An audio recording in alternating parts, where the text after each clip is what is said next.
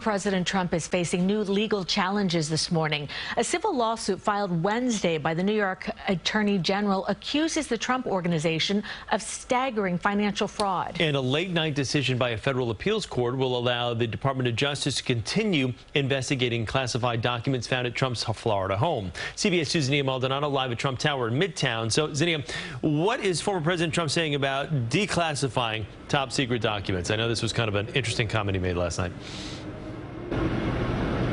Well, Chris and Cindy, Trump continues to say without evidence, somehow those documents were declassified. Meanwhile, the Department of Justice now has the green light once again to continue moving forward with its criminal investigation.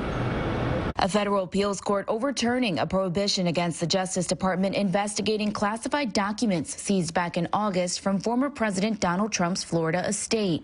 The move allowing the Department of Justice to resume reviewing the records for possible criminal charges, while Trump's team continues to suggest without evidence the materials were somehow declassified. If you're the President of the United States, you can declassify just by saying it's declassified, even by thinking about it, because you're sending it to mar-a-lago or to wherever you're sending it.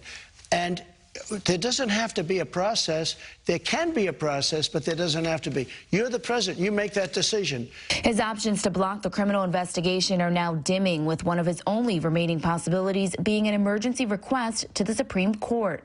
Back here in New York City, the Republican is pushing back against a lawsuit from Democrat Attorney General Tish James. She campaigned on it 4 years ago. It was a vicious campaign, and she just talked about Trump, and we're going to indict him, we're going to get him. She knew nothing about me. I never heard of her. His conduct was all in violation of executive law. The lawsuit accuses Trump and his children of participating in a conspiracy to inflate Trump's net worth by billions to get better loan rates, insurance rates, and tax benefits.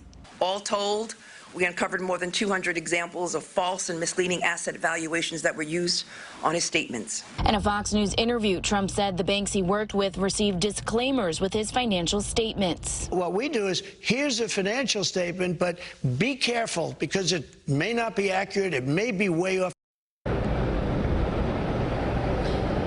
And the Attorney General is also asking a judge to effectively remove Trump's organization's business certificate, which would bar them from doing any more business here in New York.